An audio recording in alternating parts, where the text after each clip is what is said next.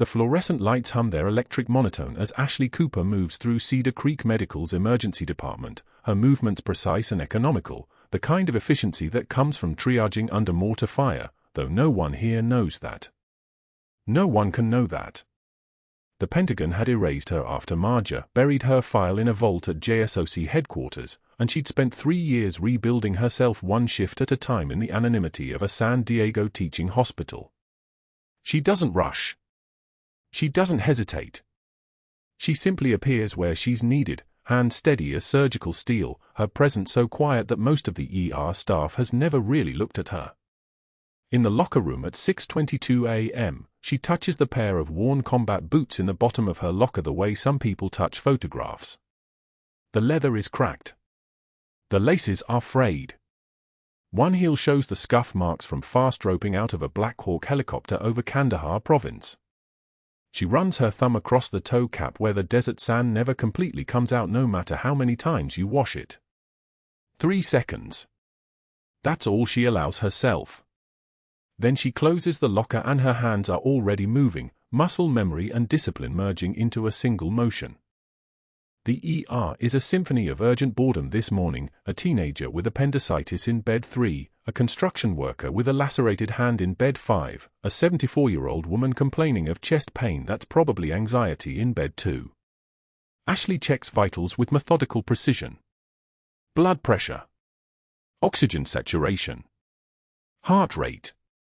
She enters numbers into the computer with the same focus she once used reading a map grid reference. The construction worker flinches when she threads the 4 needle into his forearm, but she's already moved on to the next patient before he can apologize. A nurse named Jennifer notices the way Ashley's forearms catch the light, faint scars running in thin parallel lines like hash marks, the kind you get from fragmentation and shrapnel. Jennifer has been studying Ashley for 6 weeks now, trying to understand why a woman with her hands, her steadiness, her absolute absence of panic, works 12-hour shifts in an ER making $42,000 a year. She's never asked. Something in Ashley's eyes suggests that asking would be a mistake. At 8:33 a.m., the ambulance alert sounds, not the casual beep of a routine transport, but the urgent tone that makes every head turn. The dispatcher's voice crackles through the overhead speaker, Cedar Creek, incoming male, age 47. Deaf veteran, unresponsive, suspected adverse drug interaction, massive seizure activity, ETA for minutes. The ER transforms instantly. Beds are cleared. Equipment is staged. The controlled chaos of a medical team preparing for a crisis. Ashley is already moving. She's by the trauma bay doors when the ambulance pulls in, and she's reading the paramedics' report before the stretcher is even fully inside. Marcus Chen, Navy veteran, on 3 antipsychotics and just started a new migraine medication this morning. His sister says he's been on the new med for exactly 11 hours when the seizure started. The paramedic rattles off, his hand still gripping the stretcher rails. Marcus Chen is seizing still, his body rigid and convulsing, his jaw clenched so tightly that foam is flecking the corners of his mouth. He can't hear the shouting. He can't hear the monitors. He can't hear anything at all. Ashley approaches from his left side where he can see her if he looks. She doesn't wait for orders. Her hands move into American Sign Language, not the stiff, formal signing that hearing people sometimes use like a foreign language they're reading off cards, but fluid, natural, conversational signing. You're safe, her hands say. We see you. You're at Cedar Creek Medical in San Diego. You're safe. She signs it again as his body continues seizing. Her left hand finds his shoulder, steady pressure, grounding. Her right hand is already removing a 14-gauge for catheter from the crash cart, and she's feeling for the basilic vein in his right arm with the touch of someone who's threaded 1,000 lines, maybe more. 1 milligram lorazepam, for push, she says to the resident beside her, her voice level and quiet. The resident hesitates for half a second. Ashley is not the attending. Ashley is not even technically in charge of this patient. But something in her tone, not demanding, just stating fact, makes the resident move. The medication flows through the 4 tubing. 20 seconds. 30. Marcus's convulsing begins to slow. Ashley keeps signing. You're with us. Stay with us. The medication is working. Feel it working. Her fingers move with absolute certainty, each sign precise and clear and somehow calming in a way that words never could be. A trauma nurse passing by stops for a moment, struck by the image of this quiet nurse signing to a deaf man in the middle of a medical crisis, treating him not as a body to be fixed but as a person to be addressed. The seizure stops. Marcus's body goes limp. His breathing is irregular, gasping, but he's opening his eyes. He focuses on Ashley's face and recognition flickers there, gratitude, maybe, or just the basic human relief of understanding what's happening to you. Ashley is still signing, breathe. Just breathe. You're stable now. Breathe. She's checking his pupils with a penlight when Dr. Whitfield enters with his entourage, 12 residents in white coats trailing behind him like a train of satellites orbiting a planet. He's a tall man with a kind of jawline that used to turn heads at medical conferences, before the bitterness had started showing through, a kind of sourness that settles into the face when you realize you're spending your one life looking at spreadsheets and billing codes instead of actually healing anyone. He stops at the foot of Marcus Chen's bed. His eyes land on Ashley with the precision of a predator identifying prey. Nurse Cooper, he says, and something in the way he says her last name, stretched out, mocking, makes 3 of the residents exchange glances. That's quite the gesture. He nods at her hands, still resting on Marcus's shoulder. Very theatrical. Ashley doesn't turn. She's noting Marcus's oxygen saturation, now 94% on room air, and his heart rate is dropping from the triple digits into something more manageable. His hearing is severely compromised, she says, still not facing Whitfield. Standard verbal reassurance isn't accessible to him. Sign language is the most efficient communication method during acute distress. Efficient, Whitfield repeats, and now his voice has taken on that particular edge that makes residents start taking notes they don't actually need to take, suddenly very interested in their tablets. You know what's efficient, Nurse Cooper? Time. Minutes. The amount of time we bill by.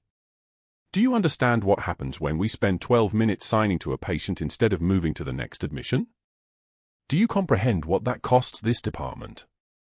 The ER goes very quiet. Not the kind of quiet that comes from people being silent, but the kind that comes from people holding their breath.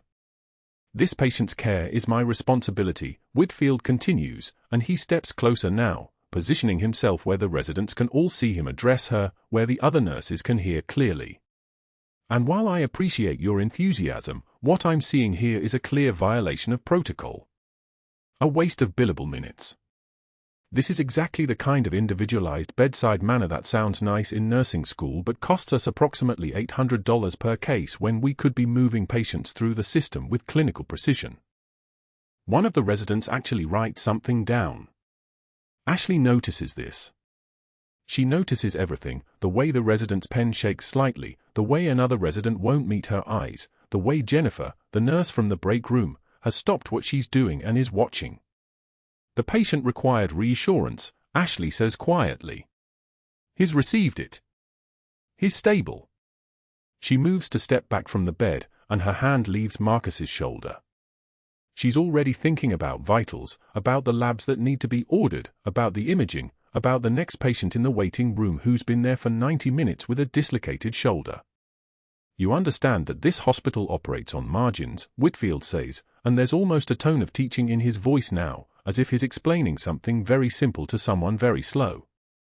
That every minute spent on non-essential interaction with a patient is a minute that could be spent seeing another patient.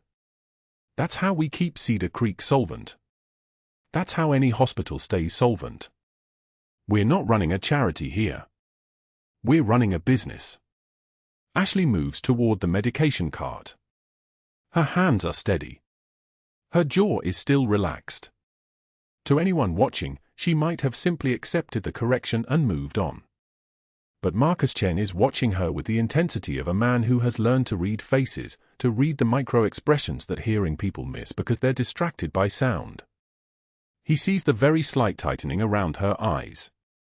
He sees the way her shoulders don't slump, the way her breathing doesn't change, the way her hands remain exactly as steady as they were before Whitfield opened his mouth. Nurse Cooper learned her medicine from YouTube videos and participation trophies. Apparently, Whitfield announces to his trailing entourage, "Louder now," making sure everyone in the ER bay can hear. A security guard who's stationed near the ambulance bay entrance shifts slightly, and Whitfield notices this. He actually makes a show of having his phone out, as if ready to call for an escort, ready to document her insubordination right here in front of witnesses. That's the only way to explain this kind of independent interpretation of protocol. Ashley doesn't respond. She doesn't defend herself. She doesn't explain that she's been triaging patients and reading trauma situations for 12 years, that she spent 2 tours in a combat hospital where you learn to assess a casualty's mental status without ever hearing them speak because they couldn't hear you over the rotor wash of the helicopters. She simply continues with her work, moving from the medication cart to the computer where she needs to document the lorazepam administration, her movements economical and professional. Later, alone in the supply closet at 10:15 a.m., her hands grip the edge of a metal shelf with enough force that her knuckles go white. Her breathing is controlled, in through the nose for 4 counts, hold for 4, out through the mouth for 4, the kind of breathing they teach you at JSOC when you're learning to regulate your nervous system under sniper fire. The metal is cold beneath her palms. She can feel her heartbeat in her fingertips. She grips the shell for exactly 90 seconds, and then her hands release. Her breathing normalizes. She's already thinking about the next patient. She's already moved on. The supply closet door closed behind Ashley with a hydraulic hiss. Fluorescent light flickered overhead, casting everything in that sterile white that made pain worse, not better. She stood motionless between shelves of gauze and saline bags, her hands gripping the metal edge of the middle shelf. The cold bit into her palms. She didn't move. 1 minute. 2. Her knuckles went white, not from weakness, but from the effort of keeping everything else still. Her jaw. Her breathing. The trembling that wanted to happen but wasn't allowed to. In the hallway outside, someone laughed. She closed her eyes. The muscle memory was wrong.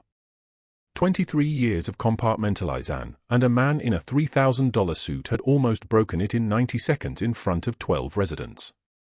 Almost. She released the shelf. Her hands didn't shake. They didn't. She looked at her palms, red pressure marks where the metal had bit, nothing more. Professional. Controlled. By the time she emerged, her face was blank as drywall. The vending machine in the main hallway hummed its mechanical song at 2:27 p.m., the kind of sound that had probably been there since the hospital opened in 1987. Ashley fed $2 into the slot, pressed the code for black coffee, and waited for the cup to drop. She didn't hear Whitfield approach, that was the problem. In Marjah, you heard everything.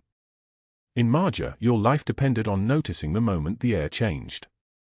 Here, in fluorescent lighting with the smell of antiseptic and stale institutional coffee, her edge was dulling. That's what he was counting on. That's what he knew.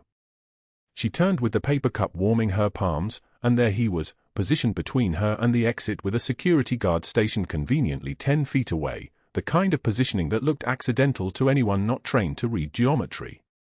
Whitfield smiled. His teeth were too white, artificially brightened by someone who understood the cost of perfection. "I've been wondering something, Nurse Cooper," he said, his voice pitched just loud enough for passing staff to hear. A resident turned. A nurse paused at the corner. "I wonder if you learned medicine from YouTube videos and participation trophies. We can't all have real credentials." He pulled his phone from his pocket with deliberate slowness, turned it toward the security guard with exaggerated concern on his face, the performance of a man protecting his institution from fraud. The message was clear: I'm documenting this. I'm taking precautions. I'm the reasonable one. Ashley's knuckles went white around her coffee cup. 2 seconds. That's how long she let it show. 2 seconds of pressure before her fingers relaxed, before her face went neutral, before the coffee cup became just a coffee cup instead of something she could crush. She looked at Whitfield, actually looked at him, holding his eyes for one full second, then turned and walked past him toward the pediatric ward. Her footsteps were measured. Even. The sound of regulation nursing shoes on tile, nothing more. Behind her, Whitfield's smile faltered. He hadn't gotten the response he wanted. The residents who'd been watching expected anger, or tears, or some kind of visible wound. Instead they'd gotten composure that looked almost like indifference, and indifference was its own kind of power. She could feel him trying to regroup, trying to frame the moment in his favor before the staff narrative solidified. But she was already thinking about the 7-year-old in pediatrics with the acute asthma exacerbation. Already thinking about oxygen saturation and nebulizer protocols. Already moved on. Later, alone in the supply closet again, the second time in 4 hours, Ashley gripped the same metal shelf. Different angle this time. Different pressure. This time her hands did shake, but not from emotion. From effort. From the massive, Herculean effort of keeping the rest of her still. Her breathing was controlled. Clinical. In through the nose for 4 counts, hold for 6, out through the mouth for 8. A technique taught in 2009 at a forward operating base in Helmand Province by a sergeant who'd kept 3 Marines from detonating from panic attack during a 15-hour firefight. She could still see his face. Could still smell the diesel fuel and copper blood and the particular sweetness of unwashed bodies that characterized operating bases in summer. Pain was information. Fear was data. You processed it, compartmentalized it, and moved forward. One breath at a time. One patient at a time. One shift at a time. By the time she released the shelf, her hands were steady. By the time she walked back into the hallway, there was no trace of what had happened in that supply closet. The mask was perfect. It was always perfect. Marcus Chen had been watching her for longer than she realized. Not obvious. Not the way normal patients watched nurses. He watched the way someone trained watches, cataloging movement patterns, analyzing technique, reading the micro-expressions that civilians missed.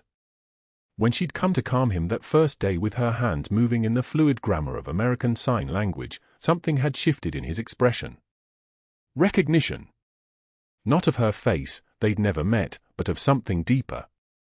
A vocabulary of movement that belonged to a specific world, a specific kind of training, a specific kind of person. Over the next 2 days, as she moved through her rotations, he'd observed her with unusual intensity.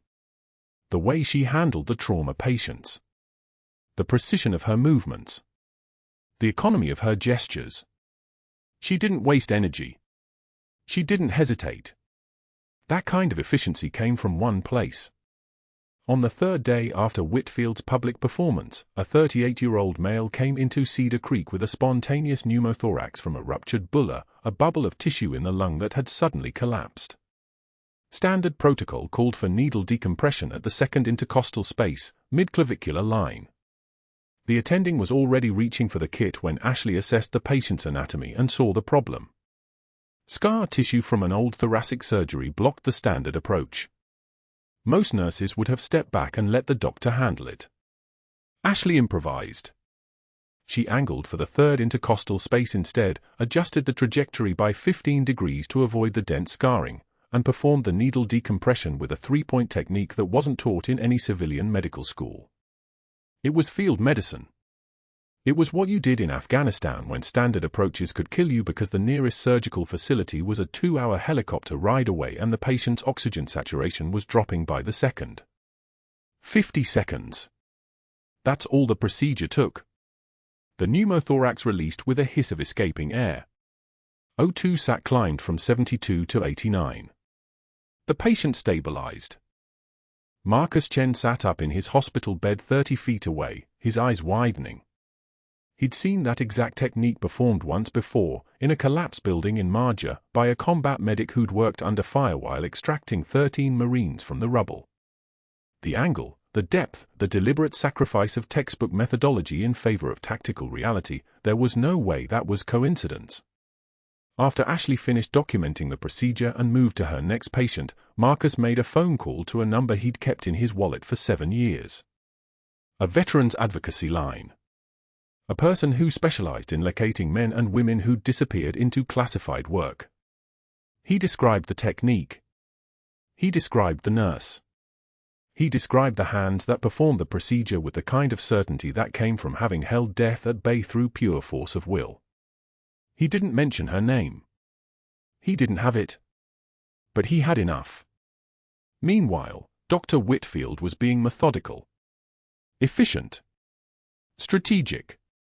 He'd contacted a private investigator, not officially, never officially, who'd accessed Ashley's employment history through channels Whitfield didn't ask about and didn't want to know about. The gaps were there. 2 years missing between a position at Johns Hopkins and another at Massachusetts General. 2 more years between that and her arrival at Cedar Creek. For years of her life, simply erased from any official record. A person couldn't work without SSN verification, without background checks, without leaving a digital trail. Unless someone very powerful had decided you shouldn't exist at all. Whitfield smiled. He didn't understand the full picture, but he understood enough. The woman had something to hide. And a woman with something to hide was vulnerable. He made 3 phone calls to board members who served on Cedar Creek's oversight committee. Board members who benefited significantly from his arrangement with Mercy Medical Transport, the private company that charged $1,700 per ambulance transfer and to which Whitfield had directed exactly 43 uninsured patients in the past 18 months, each one transferred just outside the billing window to maximize his commission. The board members owed him. And favors were being called in. By evening, the director of the state medical board received a call from a hospital administrator describing possible identity discrepancies and scope of practice violations that require immediate investigation. An investigator was already en route to San Diego. What happened next wouldn't be loud. What happened next would be bureaucratic and systematic and impossible to fight. What happened next would destroy a woman who'd already been officially destroyed once before. The physical therapy gym at Cedar Creek Medical smelled like sweat and industrial disinfectant, the kind that never quite masked the underneath scent of human suffering. Marcus Chen was on the treadmill, his shoulders back, his gait steady for the first time since he'd been admitted. Ashley stood 15 feet away, clipboard in hand, watching his numbers tick upward on the monitor. Heart rate recovering. Oxygen saturation holding steady at 96%. Everything normal. Everything fine. Then his face went grey. Not pale. Grey. The color of concrete. Of death walking in through the front door. His left leg buckled first.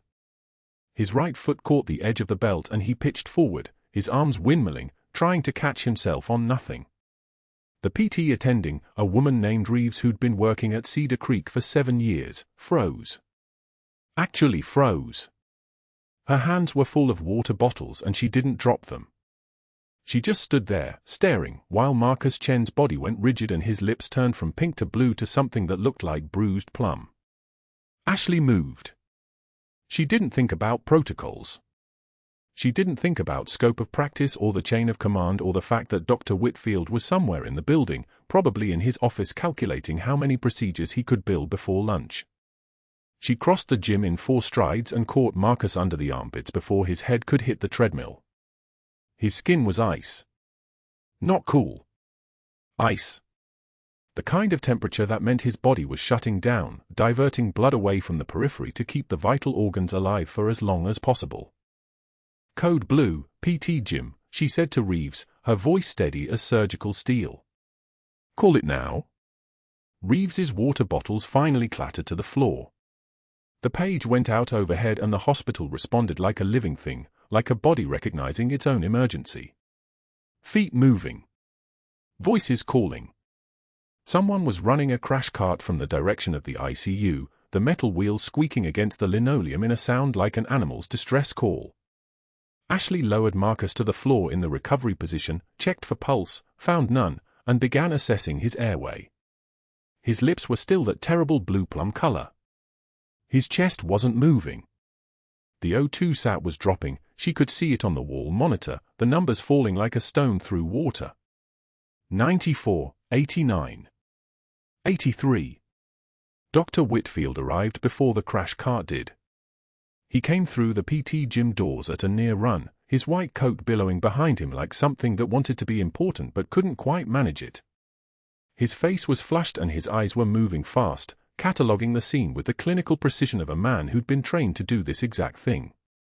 For exactly 30 seconds, Ashley thought he might be okay. Might be a real doctor about to do real work. Then he opened his mouth. Transport to surgery. Now, he snapped, not to the crash team, not to Ashley, just barking it into the space between them like an order to the universe itself. This patient needs OR-level intervention immediately. Massive pulmonary embolism. We need a surgeon, not a nurse. The PT attending nodded, her hands shaking. I'll call ahead, get the OR prepped. 75 seconds, Ashley said quietly, not looking up from Marcus's chest. Maximum. That's how long he survives on the elevator. Whitfield's jaw tightened.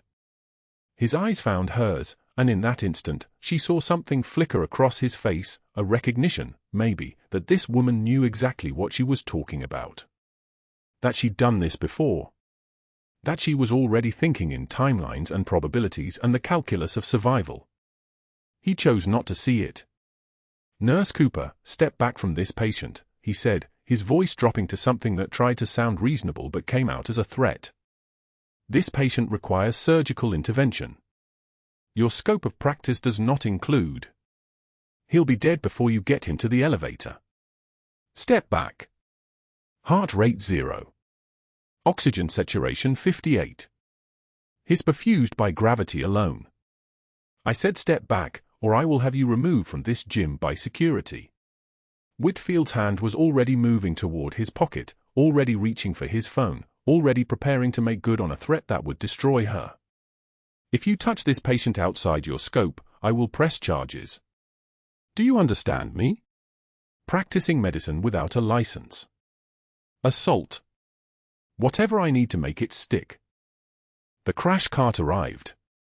Sarah Chen, the ICU nurse, was pushing it with one hand and holding the defibrillator paddles with the other, ready to move, ready to help, ready to do what nurses do, which is save people when doctors are too busy calculating their legal liability. She looked at Ashley, looked at Whitfield, and something in her expression shifted. She'd worked at Cedar Creek for 5 years. She'd heard the stories about Whitfield's kickback arrangement with the transport company, about the uninsured patients mysteriously transferred out during the billing window, about the nurse who'd questioned it and been quietly reassigned to nights. She knew what was happening. She also knew what was about to happen. Clear, Ashley said, not to Whitfield, not to anyone, just stating a fact into the gravity of the moment. I'm opening his chest. Whitfield stepped toward her, his mouth opening, his face going that color that meant he was about to say something that would take him from annoyed to desperate. You will not. You are a nurse. You do not have. Ashley shoved past him. It was a move she'd learned in Kandahar, in a FOB where there was no time for hierarchy and no space for protocol. She didn't use her strength against him, that would leave marks, would give him what he needed, would make her the aggressor in a room full of witnesses. She used efficiency. She used the knowledge of how a body moves, where the weak points are, how to displace someone without damaging them. She moved through the space between his body and hers like she was moving through water, and by the time his brain registered that she'd moved at all, she was already 3 steps past him. Crash cart. Now, she said, not to Sarah but to the universe, to the moment, to the next 60 seconds that would decide whether Marcus Chen lived or died. Get me a thoracotomy tray. Scalpel, retractor, and I need a clamp, satin sky if you have it, anything if you don't. You are finished. Whitfield's voice cracked like he was 17 years old and discovering rage for the first time. Someone document this. Someone call security. She is practicing medicine without a license. The PT attending was already filming on her phone. Of course she was. Of course Whitfield's threat had been heard by everyone, and of course someone was already making sure there was video evidence of Ashley's violation, her stepping outside her scope, her making the choice that would end her career. Good. Better to lose a career than watch a man's heart stop beating for good. Ashley's hands moved on their own. The thoracotomy tray was there, Sarah Chen's hand steady as they opened the instruments, laying them out in the order Ashley would need them, understanding without being told what came first, what came second, what came last. The scalpel felt right in her hand. The weight of it. The balance. The cold metal of the handle that had been sterilized in an autoclave at 250 degrees Fahrenheit, which meant it was still holding a ghost of the heat. She found the fourth intercostal space by feel, by memory, by the knowledge that lived in her hands from 13 years of doing this in places where there were no hospitals and no protocols and no chain of command, because the only chain that mattered was the one that connected her hands to a patient's life. She incised. The sound of the blade through skin and muscle and fascia was clean. Precise. A sound like tearing expensive fabric, which was all the human body was, really, expensive fabric stretched over the architecture of survival. Blood welled up immediately, and Sarah was there with gauze, with suction, with the kind of competence that meant she'd done field medicine before, or she'd worked with someone who had, or she was just smart enough to understand what needed to happen without being told. The ribs came open with a spreader. The chest wall cracked slightly, a sound like bones settling in an old house, and then the thoracic cavity was exposed. The lungs inflated, pale and useless. The heart sat in the pericardium like something that had already given up. "Come here," Ashley said to the resident who was standing behind the crash cart, paralyzed. His name was David something. He was sweating so hard it looked like he was standing under a shower. "Come here. Now." He came. "This is direct cardiac massage," Ashley said quietly, her voice dropping to something that sounded like she was explaining the weather to a friend. "You're going to place your hand here. Heel of your hand. Feel the cardiac axis. The heart sits between the sternum and the spine. You're going to compress it against the spine. 2 compressions per second. Think of it like you're squeezing an orange. You want juice. You want perfusion. You want blood moving." She placed his hand on the heart. The resident made a sound like he was going to vomit. "Breathe," Ashley said. "You're doing great. 2 compressions. Feel the spasm. Feel it? That's good. That means you're reaching the coronary arteries. Keep going. 2. 2. 2. Whitfield was still shouting something about security, about documentation, about the destruction of professional standards. The PT attending's phone was still recording. Sarah Chen had blood on her hands up to the wrists and her expression was somewhere between horror and transcendence. The resident was crying, actually crying, while his hand squeezed the heart of a man he didn't know, trying to convince it to keep beating. 1 second. 2 seconds. 3. The heart gave a flutter. Just once. Just a tremor, like someone waking up from a dream and deciding not to sleep anymore. Again, Ashley said. 2. 2. 2. The flutter became a squeeze. The squeeze became a beat. The monitor that Sarah had somehow attached to Marcus's wrist started showing rhythm. Not good rhythm. Not normal rhythm. But rhythm. The heart had remembered what it was supposed to do. "Epinephrine," Ashley said. 1 milligram for push. And call the OR. Tell them we're coming up with a patient in restoration after massive PE. Anticoagulation protocol. The man is deaf, he'll need an interpreter when he wakes up. If he wakes up. He'll wake up, the resident said, his voice shaking so badly that the words came out like they were being shattered. "He's going to wake up, right? He's going to." "Maybe," Ashley said. "Right now he's going to get better blood flow to his brain. Right now his heart is going to keep beating because you're not going to stop. You're going to compressions all the way to the elevator. You're going to ride up with him. You're going to tell the surgeon what happened here. You're going to tell them that this patient is a Marine and he's been through worse and he's going to make it. You understand me?" The resident nodded. They loaded Marcus onto the crash cart. Sarah Chen ran point, keeping the 4 patent, keeping the resident's hand steady on the chest compressions, keeping the oxygen flowing. The PT attending was still recording. Whitfield's face had gone from crimson to white, the color draining out of him like something essential had broken. Ashley stepped back, leaving a smear of blood on her scrubs that looked almost ceremonial. "You're done," Whitfield said, but his voice had lost its teeth. "You just ended your career. You understand that? You just destroyed yourself." Ashley looked at him. Really looked at him. She saw the fear underneath the anger, the recognition that something had happened in that gym that he couldn't control, couldn't spin, couldn't make disappear with a phone call to a board member or a favor called in with a transport company CEO. "I need some jello," she said quietly.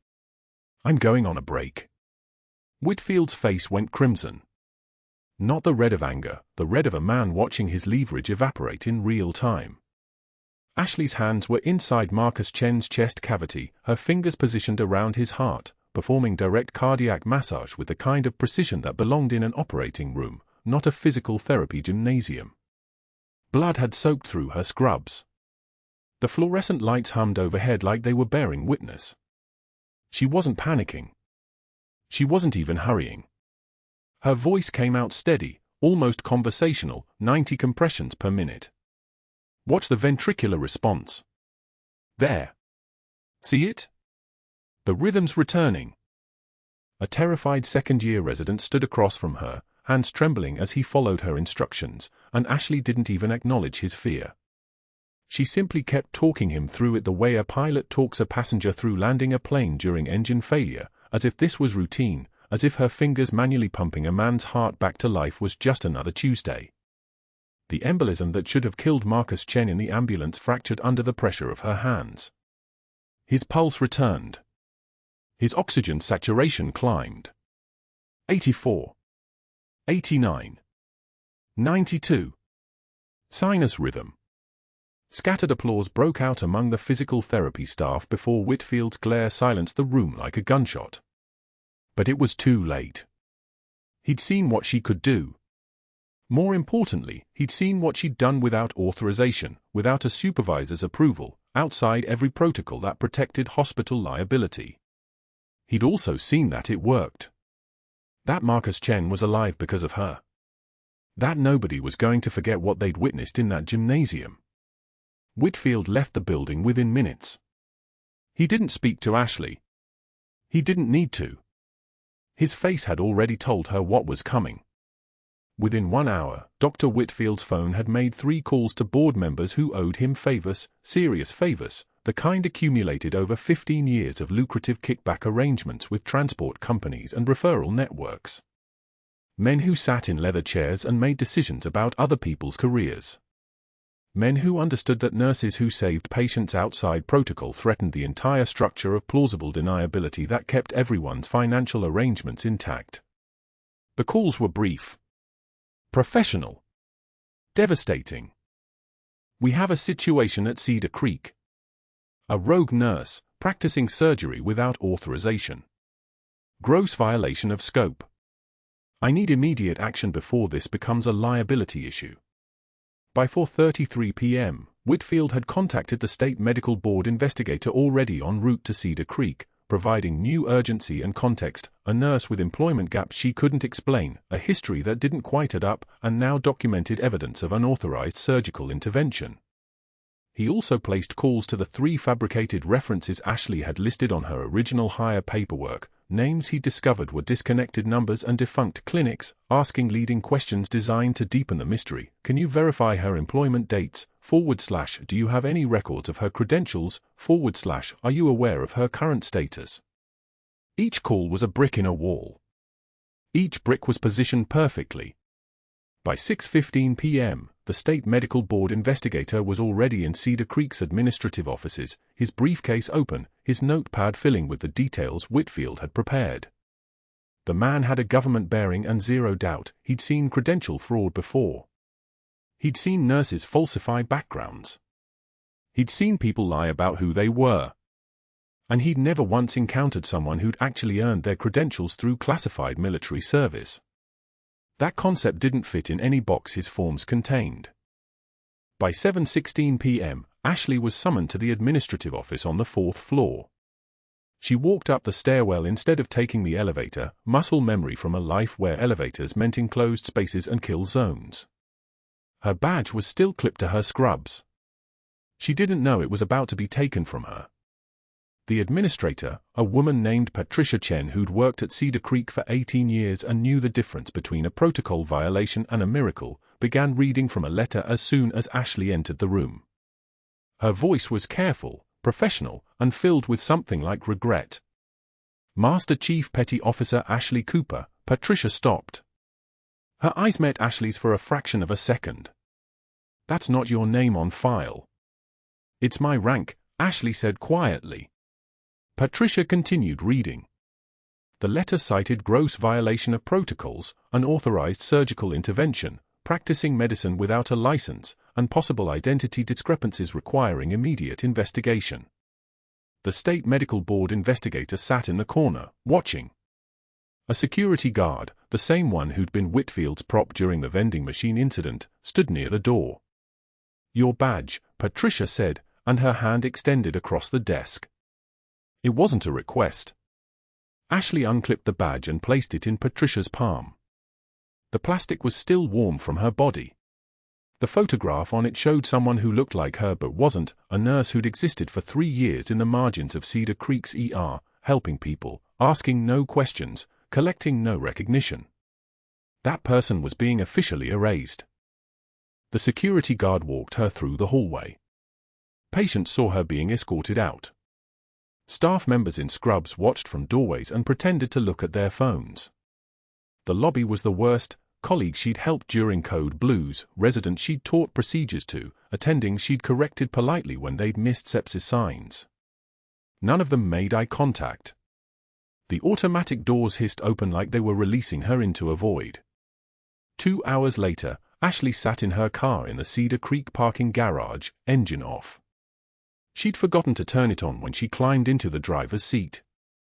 Her forehead rested against the steering wheel, her eyes fixed on the passenger seat where she'd thrown the pair of worn combat boots, the only thing she'd grabbed from her locker before security walked her out. Size 11. The leather was cracked from desert heat and salt water. The sole of the left boot was coming loose where shrapnel had caught it in Marjah. They'd kept her alive through 3 tours. They'd been hidden in a gym bag under her apartment bed for 3 years while she became someone else entirely. The dashboard clock read 8:19 p.m.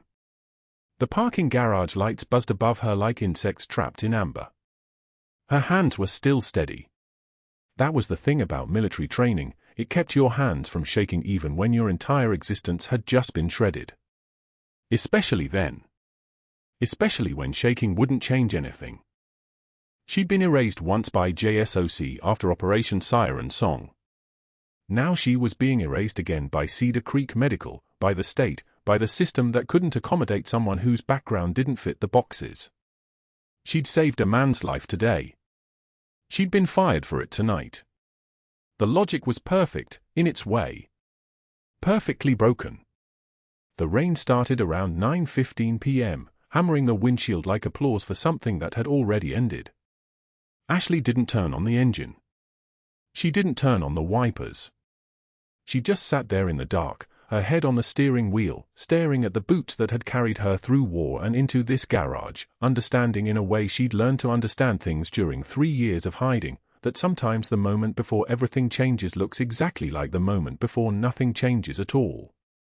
Except for the rain. And the boots. And the fact that somewhere in the darkness, someone was probably already making a phone call that would change everything forever. The next morning, every screen in Cedar Creek Medical's lobby cut to breaking news at 9:15 a.m. The news anchor's face filled the monitors with the kind of urgency that makes waiting rooms go silent. "We're searching for this woman," the anchor said, and Ashley's photograph appeared, her real photograph, the one from her official Navy file, the one that was supposed to be erased. Master Chief Petty Officer Ashley Cooper, a decorated Special Forces combat medic who disappeared 3 years ago following a classified operation in Afghanistan. Her records were sealed until a FOIA request filed yesterday by veteran advocacy groups forced the Department of Defense to declassify portions of her service record. The photograph shifted to another. And another. Medal citation scrolling across the screen. The coffee machine hummed in the corner, forgotten. According to newly released documents, Master Chief Cooper saved over 40 lives under fire during her deployment to Marjah in Helmand Province.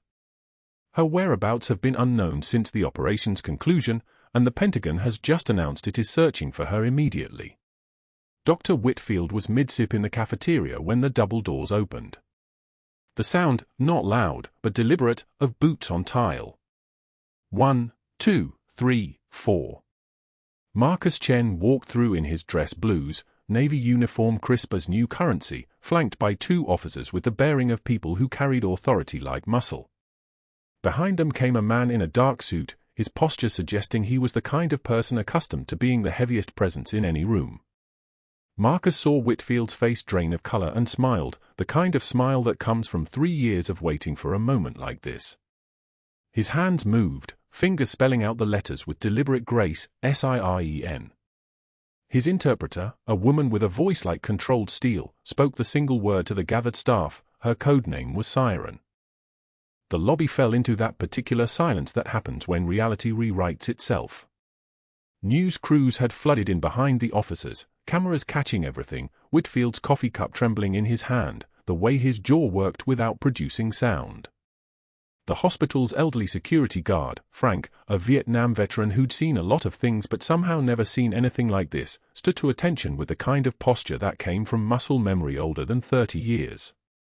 His voice carried through the atrium like a bugle, Master Chief Petty Officer on deck. The 2-star general entered reading from a tablet, his movements efficient as a surgical procedure. When he spoke, the room crystallized into absolute stillness. Navy Cross.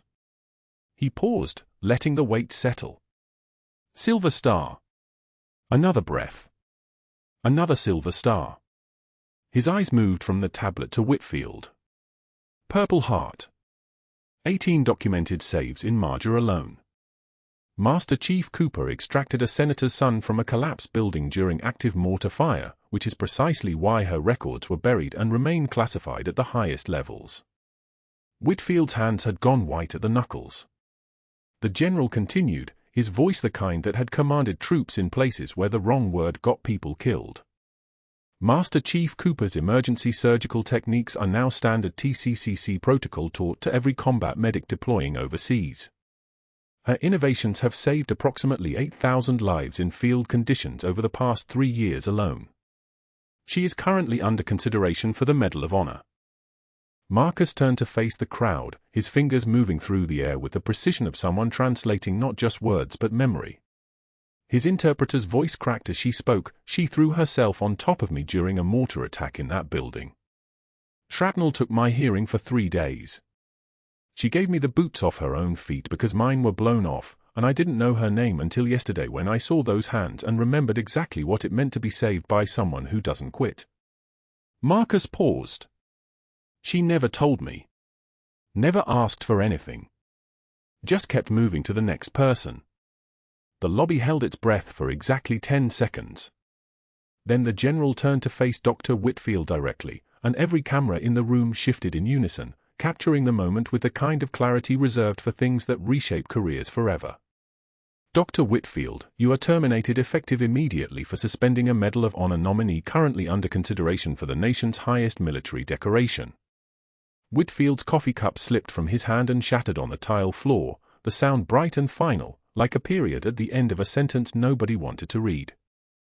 Furthermore, the general continued, his voice cutting through the crash of ceramic, the Naval Criminal Investigative Service will be reviewing your billing practices, specifically your arrangement with rapid response medical transport and the pattern of uninsured patient transfers flagged by Master Chief Cooper in her incident reports.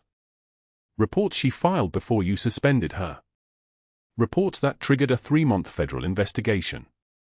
The man in the dark suit stepped forward, his badge catching the fluorescent light. I'm Special Agent Torres, NCIS. Dr. Whitfield will be speaking with you now. Counsel present is advisable. The color didn't just drain from Whitfield's face, it looked like someone had pulled it out through the floor. He understood in that moment what Ashley had understood the entire time, that her questions about patient transfers weren't casual curiosity. They were documentation. They were evidence. They were the beginning of the end. By noon, the hospital administrator stood at a podium in the press room announcing Whitfield's immediate termination and full cooperation with federal investigators. By afternoon, NCIS agents were photographing files in his office. By evening, the preliminary findings showed kickbacks totaling $340,000 over 2 years, patient transfers that generated revenue while compromising care, all while he publicly attacked the one person who'd questioned whether those transfers were ethical. Whitfield left through a service entrance at 5:07 p.m., flanked by a criminal defense attorney, mumbling something about protecting hospital protocols that nobody believed and nobody would remember. The cameras caught it anyway, the way his shoulders had collapsed, the way his hand shook as it reached for the car door. But what nobody saw was what happened in the parking garage at 6:15 p.m. Ashley was still sitting in her car, hands on the steering wheel, the pair of worn combat boots visible on the passenger seat, the only thing she'd kept from her old life, worn by her own feet through 3 years of a mission nobody could know about, worn by Marcus Chen for 3 days after his hearing came back, worn by memory for longer than that. She wasn't crying. Wasn't trembling. Wasn't doing anything at all except existing in the space between who she'd been forced to be and who she actually was. The knock on the window came gently. Frank, the security guard, standing with the respect of someone who suddenly understood what he'd been looking at every shift. Behind him, 3 nurses from the ER. Behind them, 2 residents who'd watched her work and never quite understood what they were seeing until now. "Master Chief," Frank said when the window lowered, "the general is asking for you. It's time to come back inside." Ashley looked at him for a moment, just long enough for him to see what 2 tours of Afghanistan put behind a person's eyes, and then she reached for the boots. The leather was soft from wear, creased in the exact places where a foot had lived in them, where another foot had lived in them, where a story had been written in the language of survival. She stood, and something shifted in the air around her. The tentative nurse voice was gone. When she spoke, her voice carried the weight of every decision made under fire, every person brought home, every protocol broken to save a life. "Let's go." The general was waiting in the hospital lobby, standing with his hands clasped behind his back. When Ashley approached, still in her borrowed scrubs, still looking like any other ER nurse except for the way the entire lobby seemed to orient itself around her presence, he extended his hand. "Welcome home, Master Chief," he said simply. 6 months later, someone spotted Dr. Whitfield in the community college in El Centro, teaching CPR fundamentals for $18 an hour to people who didn't know his name, who didn't care that he'd once controlled a hospital's entire surgery wing. He lived in a studio apartment. Drove a 2009 Honda Civic. Had no career ahead of him, no network to call, no board members taking his calls. The same billing fraud he'd used to justify attacking Ashley's theatrical gestures had destroyed him completely, not through vindictive prosecution, but through the simple mathematics of federal investigation and professional consequences. Meanwhile, in San Diego, Master Chief Petty Officer Ashley Cooper stood at a podium in her dress whites at the Pentagon ceremony, a Navy cross pinned to her chest, 2 silver stars catching the light, a Purple Heart earned through acts nobody but a handful of people would ever fully understand. Beside her, in a glass case, sat the pair of worn combat boots, the one she'd given to a deaf Marine in a bombed-out building, the ones Marcus Chen had worn until his hearing came back, the ones that had walked through 3 years of invisibility before someone finally looked closely enough to see. Marcus stood beside the case in his own dress blues, his hand resting on the glass, remembering what it felt like to be saved by someone who never asked for thanks. When Ashley spoke, her voice was steady, controlled, the voice of someone who'd given orders in places where hesitation got people killed. "I learned in Marjah that true class is what you do when the lights go out. When no one is watching. When there's no reward, when doing the right thing costs you everything. Some people forget that. They think power means never having to prove themselves, never having to stand by their decisions. But the people I served with knew different. And so did a deaf veteran who recognized my hands when it mattered most. She paused, looking at the boots in their case.